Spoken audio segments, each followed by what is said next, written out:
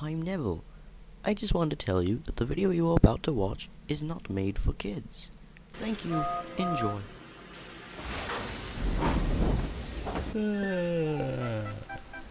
Good morning, everyone. Good morning. Well, as much as I would love to stay and chat, I have my first train here, so I must be going. We still have an hour before our next train. Neil, could you tell us more of the story? I might as well. What's the matter, sir? Money. That's what the problem is. There's rarely a shipment at the harbor, and the engine that was meant to save us disappeared to who knows where, and I can't even afford basic maintenance for any of you. I'm selling you to the Crovan Mining Company.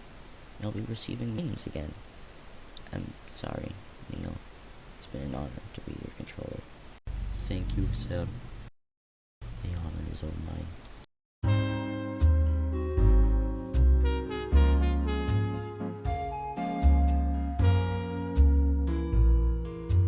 Look at this engine.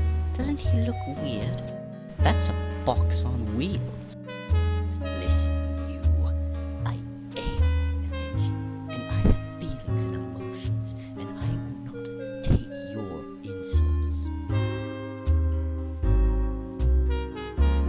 What a rude engine.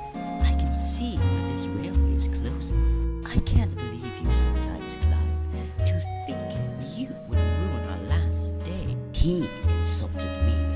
I thought back. You should have just ignored him, like a sensible engine would have. Right you are, Matthew.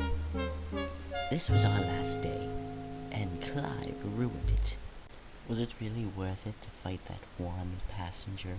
Next morning, we were all relocated to the Crovan Mining Company.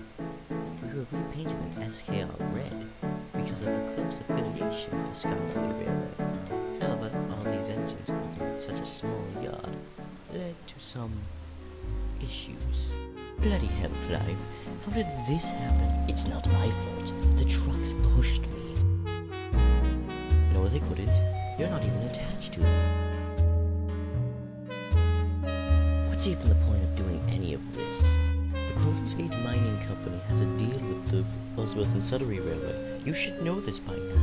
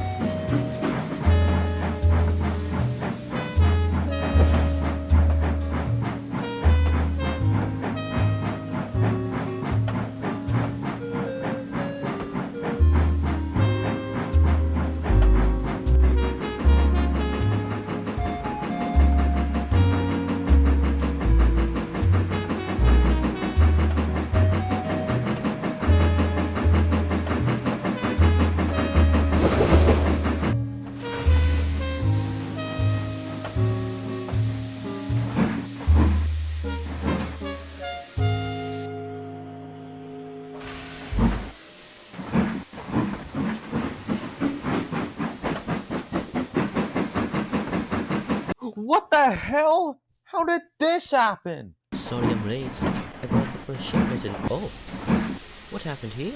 Yeah, very funny. Now hurry up and move this out of my way.